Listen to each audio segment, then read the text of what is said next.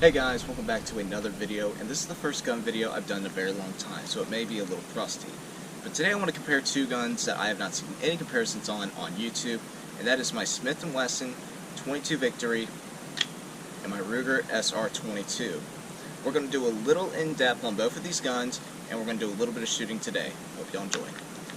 Now, before we even start, I want to go ahead and make this clear. I do realize both of these do not have the same application, and I get that. But I still thought it'd be an interesting video to do.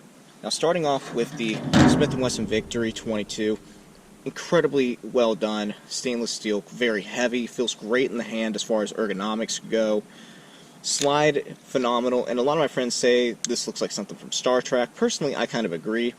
Some people hate the look of it. I really like the look. I think it looks terrific. The trigger that comes on this gun is phenomenal, and I know you can get aftermarkets for pretty much all the parts on here. Something that people may or may not like, there's one screw for takedown, which is a lot smoother than, say, Ruger's Mark IV and whatnot. Actually, the Mark III, I take that back. Mark IV is easy takedown. But this is very easy to clean and take down, and some people are like, oh, well, it shouldn't have a screw in the first place because we may lose it. But if you have a gun like this, you're taking it apart on a gun bench, not out in the woods or something of that nature. So I just want to make that clear. But I really do love the sights on here as well. They look incredibly nice with the true glow. Makes it very easy to see, and you can change this top rail to where it's a Picatinny rail and you put a red dot on here. Now we get out of the way, we get to this. This is the SR22, and it was the first pistol I'd ever owned. Very small 22, as you can see. It fits my hand pretty nicely. I would say this feels better ergonomically, but this still feels pretty good. The small size makes it very easy for concealment. If you wanted to use this as a concealed carry pistol, that's up to you. Not going to get into that argument about 22 being a decent round for it. But also, the thing I love about it is since it is so light, it is very good for just carrying in the woods with me personally. So if I'm going out to check, say, the hog trap, or if I'm going fishing, this is a very nice little pistol to carry around if I run into snakes, etc., on my own land. And that's why I like it so much. I also have a holster for it, and it is the Phobos holster. Fits incredibly well, and I've really enjoyed this holster. I'll probably make a review actually on this entire setup in a little bit, but the pistol itself is just terrific.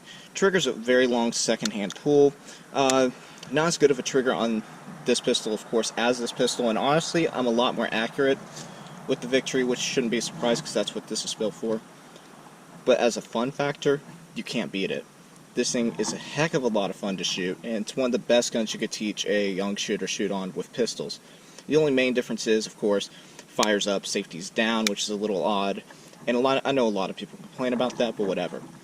As far as the hammer goes, I like that it's checkered so it's easier to pull back, things of that nature, and this would also make a very good mercy gun. Now, for takedown this one, I'll show you it because it's simple and easy and I don't need any tools.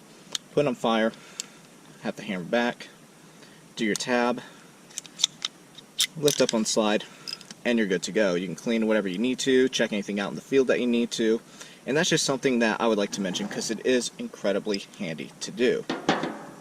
Now, with all that being said, I've got two clips loaded up for each one. We're about to go shoot these just for a minute, look how they shoot, and pretty much just talk about that. Now, I have a small target set up, and it is this green spinning target that I bought today from Walmart. And that's what we're going to be shooting at, but we'll start with the Ruger SR22, and something to note before we start is that I just put a new recoil spring and guide rod in, so it may be a little stiff. Hopefully we don't have any malfunctions, but if we do, I'll make sure to note it, and that's probably the reason why is because I just put the new spring in, so it's a little bit stiff and still trying to get the recoil balanced and everything. Without further ado, let's go ahead and take a few shots.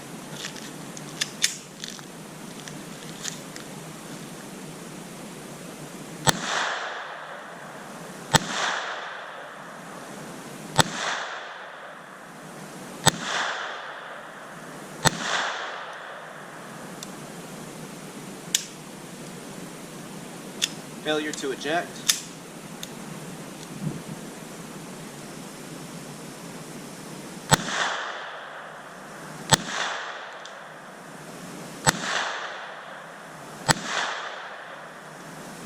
First clip is empty. Another thing to note is that this target I know is not giving much action whenever I do hit the target as well. I think I landed at least 7 to 8 of 10 of those shots, maybe more. I really don't think it was any less than that though. Let's go ahead and get another target. And sooner or later I'm going to figure out a way where I can put paper targets up pretty easily without too much expense.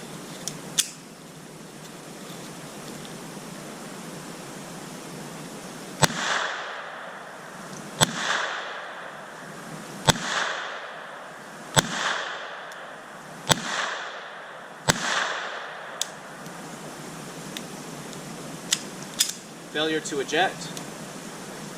Let's try a double action here.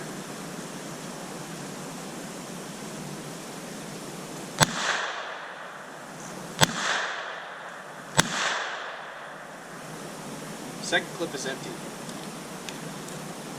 So it looks like I did ended up actually landing a lot of those shots, and come to find out, if you hit the bottom target, you seem to get a little more action. It's much easier to tell, but I hit at least 9 out of 10 of those shots, which I'm pretty happy with since I'm not that good of a pistol shooter to begin with. But now we shot this, I'll go get the Victory, and we'll take a few shots with that now. Here we have the Victory, loaded up, ready to go. Very heavy, like I said. Let's go ahead, take a few shots and see what happens.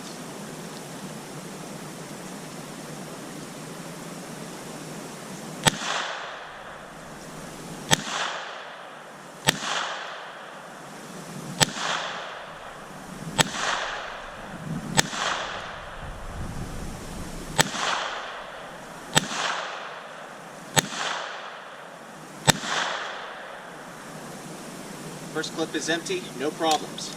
That's very good. Go to the next clip.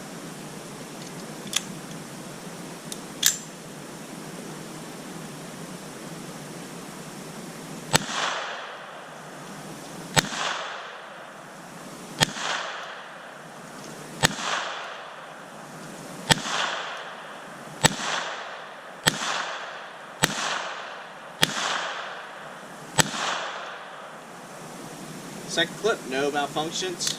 We're good to go. Clear. So again, I think I did land 1 or 2 more shots with this pistol. It was definitely a little bit easier to shoot quickly just because of the bulk of it, and the sights are much nicer on this particular pistol than the Ruger SR22. I could upgrade those sights, but again, sights are kind of expensive and it'd be like 40 extra bucks. Now, I had a conclusion a little bit earlier today, but for some reason it did not save onto the SD card. So I'm going to have to completely redo this, and hopefully this one will go as well as the first one. Here we go. So the SR22, of course, Victory, you've already seen it today. Which one would I have out of these two if I only had $350 to spend on one of these pistols? SR22. The reason being versatility. I really do like versatility within my firearms. Amazing plinking pistol. Can't even speak.